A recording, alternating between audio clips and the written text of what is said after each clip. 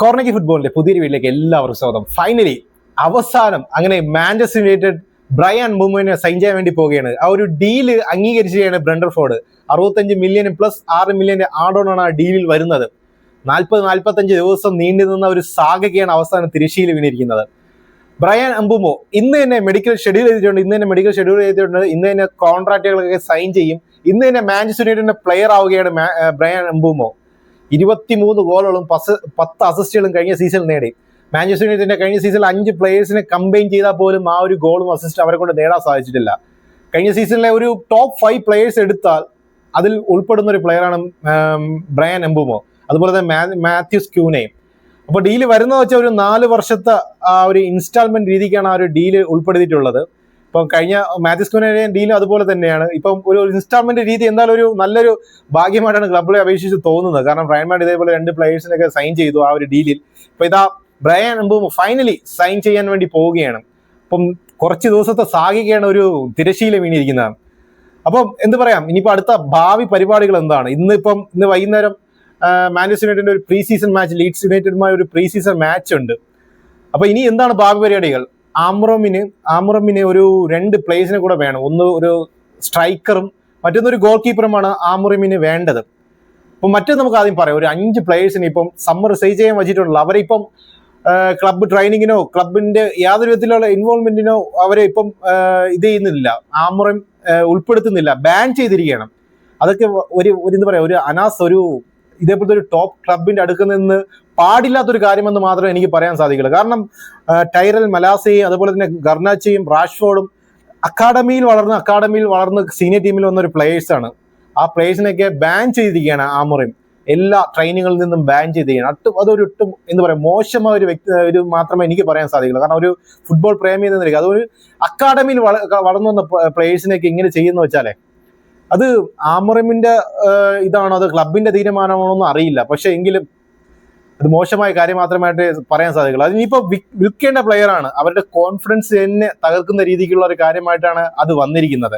ഇനിയിപ്പോ മാഞ്ചസ്റ്റർ യുണൈറ്റഡിന് വരുന്ന പ്ലേയേഴ്സിന് വരെ ആ ഒരു കാര്യം ബാധിക്കും. ഇനിയിപ്പോ ഞങ്ങൾക്ക് ഇതേപോലെ ഒരു അവസ്ഥ ഭാവിയിൽ വന്നു പോയാലോ എന്ന് വരെ ഓർത്തുപോയും ഇനി വരുന്ന പ്ലേയേഴ്സ് വരെ. അത് എന്താ പറയാ, ഒരു ടോപ്പ് ക്ലബിന് ചേർന്ന ഒരു പരിപാടിയേ അല്ല. അപ്പൊ ഈ ഒരു 5 പ്ലേയേഴ്സിനെ വിറ്റിട്ടാണ് ഇനി അടുത്ത ഭാവി കാര്യങ്ങൾ മാഞ്ചസ്റ്റർ യുണൈറ്റഡ് ആലോചിക്കുന്നത്. കാരണം ഈ ഒരു പ്ലേയേഴ്സിന്റെ സെയിലൂടെ കിട്ടുന്ന ഒരു തുക കൊണ്ട് ഒരു സ്ട്രൈക്കറിനെയും ഒരു ഗോൾ കീപ്പറിനെയും വാങ്ങിക്കാനാണ് അവർ ഉദ്ദേശിക്കുന്നത്. നിലവിൽ റാഷ്ഫോർഡ് ബാർസലോണയുമായിട്ട് ഒരുപാട് ലിങ്ക് ആയിരുന്നു. അതുപോലെ തന്നെ അതിനുശേഷം ലിവർപൂളുമായി ലിങ്ക് ആയി. നിലവിൽ ഒരു ഒഫീഷ്യലായിട്ടുള്ള ഒരു കോൺടാക്റ്റും റാഷ്ഫോർഡിന് വേണ്ടി ഒരു ക്ലബ്ബുകൾ നടത്തിയിട്ടില്ല. അപ്പൊ ഗർനാച്ചയ്ക്ക് വേണ്ടി നേരത്തെ ബയൺ ലെവർകൂസൻ അതുപോലെ നാപ്പോളിയും ഉണ്ടായിരുന്നു. ഇപ്പം നിലവിൽ ചെൽസി ഒരു താല്പര്യം പ്രകടിപ്പിച്ചിട്ടുണ്ട്, പക്ഷെ ഒഫീഷ്യലായിട്ട് കോൺടാക്ട് ചെയ്തിട്ടില്ല. ആസ്റ്റൺ വില്ലയും അതുപോലെ തന്നെ ഒരു താല്പര്യം പ്രകടിപ്പിച്ചിട്ടുണ്ട് ഗർനാച്ചയ്ക്ക് വേണ്ടി. ഒരു 40 മില്യൺ 50 മില്യൺ വരെ ചോദിക്കാം ഗർനാച്ചയ്ക്ക്. അതുപോലെ തന്നെ ജാഡൻ സാഞ്ചയ്ക്ക് നിലവിൽ ഒരു ഓഫറുകളും ഇല്ല. യുവന്റസ് മാത്രമേ രംഗത്തുള്ളൂ. ഒരു 15 മില്യൺ നൽകാൻ യുവന്റസ് തയ്യാറാണ്. അപ്പം AC മിലാൻ ഇതേപോലെ ഒരു താല്പര്യമുണ്ട് ജാഡൻ സാഞ്ചെ സൈൻ ചെയ്യാൻ വേണ്ടി. ഒഫീഷ്യലായിട്ട് അവരും കോൺടാക്ട് ചെയ്തിട്ടില്ല. നിലവിൽ യുവന്റസ് മാത്രമേ ജാഡൻ സാഞ്ചയ്ക്ക് വേണ്ടി രംഗത്തുള്ളൂ. അതുപോലെ തന്നെ ആന്റണിക്ക് വേണ്ടി റയൽ ബാറ്റിസ് മാത്രമേ രംഗത്തുള്ളൂ. നേരത്തെ ബയൺ ലെവർകൂസന്റെ കോച്ച് എറിക് ടെൻ ഹാഗ് നിരസിച്ചു. അദ്ദേഹം ഒരു സഹോദരനെ പോലെയാണ് എനിക്ക്, പക്ഷെ ഇപ്പം സൈൻ ചെയ്യാൻ താല്പര്യമില്ലെന്ന് ഒരു ഓപ്പൺ ആയിട്ട് തന്നെ അദ്ദേഹം പറഞ്ഞിട്ടുണ്ട്.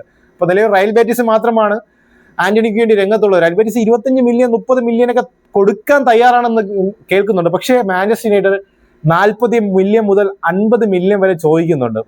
അപ്പൊ ആ ഒരു ഡീൽ എത്രമാത്രം പൂർത്തിയാമെന്ന് വരും ദിവസങ്ങളിൽ നമുക്ക് അറിയാൻ സാധിക്കുള്ളൂ. ഇതുവരെയ്ക്കും ഒരു 5 പ്ലേയേഴ്സിന് വേണ്ടി ഒരു ഒഫീഷ്യലായിട്ടുള്ള ഒരു കോൺട്രാക്ട്, ഒരു പ്രപ്പോസൽ ഒരു ടീമും വച്ചിട്ടില്ല. ഈ പ്ലേയേഴ്സിനെ വിറ്റിട്ട് വേണം അടുത്ത ഭാവി നടപടിയിലേക്ക് യുണൈറ്റഡിന് കടക്കാൻ. ഒരു സ്ട്രൈക്കറും ഗോൾ കീപ്പറും. നിലവിൽ നിക്കോളസ് ജാക്സനുമായിട്ട് ഒരുപാട് ലിങ്ക് ആയിട്ടുണ്ട്. നിക്കോളസ് ജാക്സൺ കഴിഞ്ഞ സീസൺ ചെൽസിക്ക് വേണ്ടി 13 ഗോളുകളും 6 അസിസ്റ്റുകളും നേടി. അപ്പൊ ചെൽസിയിൽ ഫ്ലോപ്പാണോ അതോ മാഞ്ചസ്റ്റർ യുണൈറ്റഡ് പറ്റിയ താരമാണോ? നിങ്ങളുടെ അഭിപ്രായം എന്തിനാണ്? എൻ്റെ ഒരു അഭിപ്രായത്തിൽ ഒരുപാട് ബിഗ് ചാൻസുകൾ മിസ് ചെയ്തൊരു താരമാണ്. അദ്ദേഹത്തിന്റെ ആറ്റിറ്റ്യൂഡും അങ്ങനെയാണ്, സെൽഫിഷ്നെസ് ആയിട്ടുള്ള ഒരു ആറ്റിറ്റ്യൂഡാണ് നിക്കോളസ് ജാക്സന്റേത്. അപ്പം മാഞ്ചസ്റ്റർ യുണൈറ്റഡ് പറ്റിയൊരു താരമാണ്. നിലവിൽ നോക്കുകയാണെങ്കിൽ ഒരു പ്രൊഫൈലിക്കായിട്ടുള്ള ഒരു പ്രൊഫൈലുള്ള പ്ലേയേഴ്സിനെ എടുത്ത് നോക്കിയാൽ ഗോയ്ക്കറസ് ആർസണലിന്റെ പേഴ്സണൽ ടൈമൊക്കെ അംഗീകരിച്ചു. ആർസണലിന് വേണ്ടി മാത്രമേ സൈൻ ചെയ്യുള്ളൂ അദ്ദേഹം പ്രഖ്യാപിച്ചു. നേരത്തെ ലിയാം ഡെലാപ്പിന് വേണ്ടി മുന്നിട്ടുണ്ടായിരുന്നു, പക്ഷെ ഡെലാപ്പ് ചെൽസിക്ക് വേണ്ടി സൈൻ ചെയ്തു. അപ്പൊ ഇനി ഇക്കിറ്റിക്കെ അദ്ദേഹം മാത്രമേ രംഗത്തുള്ളൂ. അദ്ദേഹം ഇപ്പം ലിവർപൂളിന് വേണ്ടി മാത്രമേ അദ്ദേഹം സൈൻ ചെയ്യുള്ളൂ എന്ന് അദ്ദേഹം പറഞ്ഞു, പേഴ്സണൽ ടൈമൊക്കെ അംഗീകരിച്ചിട്ടുണ്ട്. അപ്പൊ നിലവിൽ ബെഞ്ചമിൻ സെസ്കോ മാത്രമേ രംഗത്തുള്ളൂ.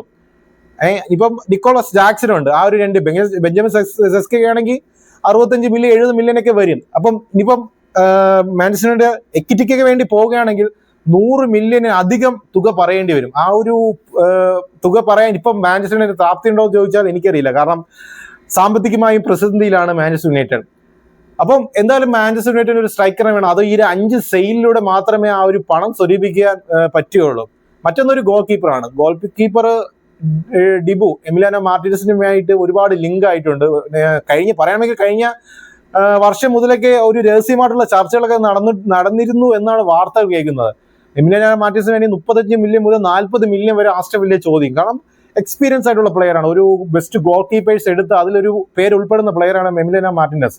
ആസ്റ്റൺ വില്ലയ്ക്ക് വേണ്ടി അർജന്റീനയ്ക്ക് വേണ്ടി ഒരുപാട് മിന്നും പ്രകടനമാണ് കാഴ്ചവെക്കുന്നത്. 32 വയസ്സായി. അപ്പം ഈ തുക ചോദിക്കുന്നുണ്ട്. അപ്പൊ ഒന്നുകിൽ മാഞ്ചസ്റ്റർ യുണൈറ്റഡിന് ആ ഒരു പ്ലെയേഴ്സ് സൈൻ ചെയ്യാം ആ തുക കൊടുത്തുകൊണ്ട്, അല്ലെങ്കിൽ ഇപ്പം ജോൺ വിക്ടറുടെ പേരും കേൾക്കുന്നുണ്ട്. അതുപോലെ തന്നെ മറ്റൊരു പേര് ലെമ്മൻസ് എന്ന് പറയുന്ന ഒരു യങ്സ്റ്റർ, ആന്റ്വർപ്പിന്റെ ഒരു ഗോൾ കീപ്പർ, 23 വയസ്സെന്തോ ആയുള്ളൂ, അദ്ദേഹവുമായിട്ട് ലിങ്ക് ആവുന്നുണ്ട്. അപ്പൊ നിലവിൽ ഒരുപാട് പേര് കേൾക്കുന്നുണ്ട്. ഒരു സ്ട്രോങ് ആയിട്ടുള്ള കണ്ടന്റ് എന്ന് വെച്ചാൽ എമി മാർട്ടിനസ് തന്നെയാണ്.